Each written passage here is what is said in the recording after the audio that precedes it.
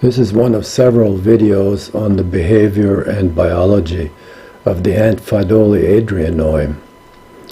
Pheidole adrianoi is a very tiny ant. Here's a grain of rice for comparison. The average miner worker weighs less than the average grain of sand in which they nest. This episode is about brood and the life cycle.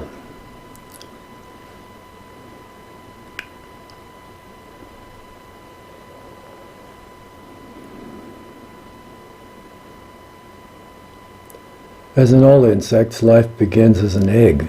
Here the queen lays an egg.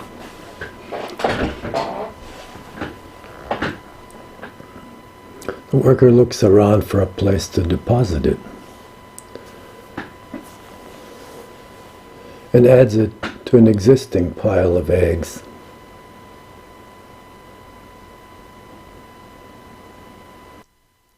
Eggs are sticky and readily form clumps.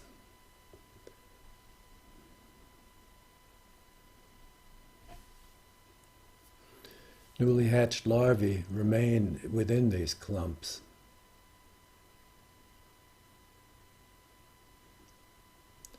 The ants generally pile all non-feeding stages together, including eggs, pharate, pupae, and pharate adults.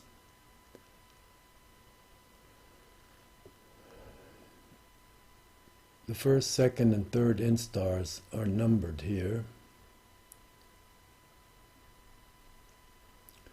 These three instars lack hardened mandibles and cannot eat solid food.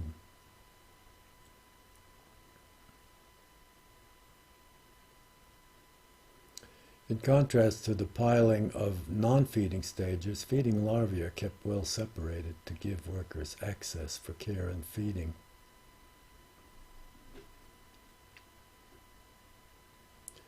%90 of larval growth and feeding occurs in the fourth instar.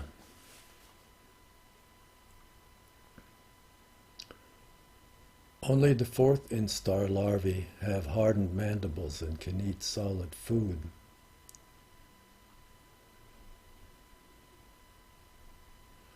When the larva is fully grown, the pupa develops within the last larval cuticle and is called the pharate pupa. When the pharate pupa molts into the pupa, the workers help her in shedding the last larval cuticle.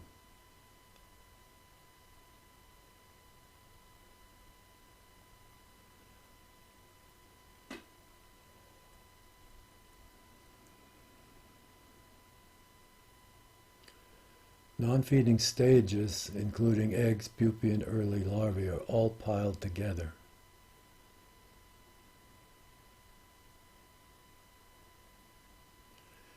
The adult develops inside the pupal cuticle and is recognizable by the gradual darkening of the adult cuticle.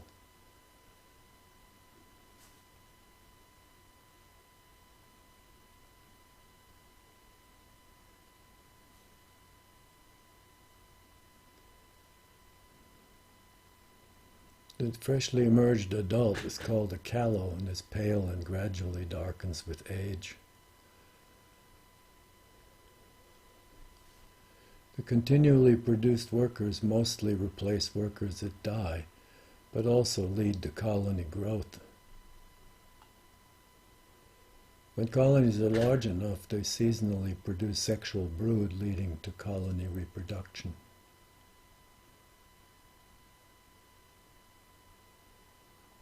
My colony produced only males.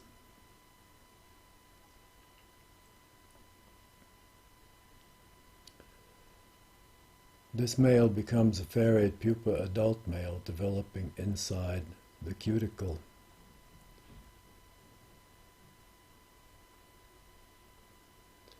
And it too needs worker help to molt into a callow male adult.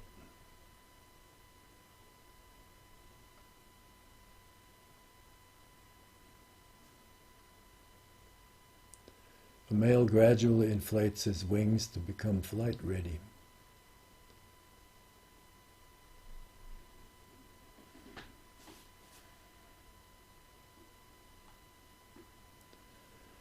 Sexuals contribute only to colony reproduction and not to colony growth.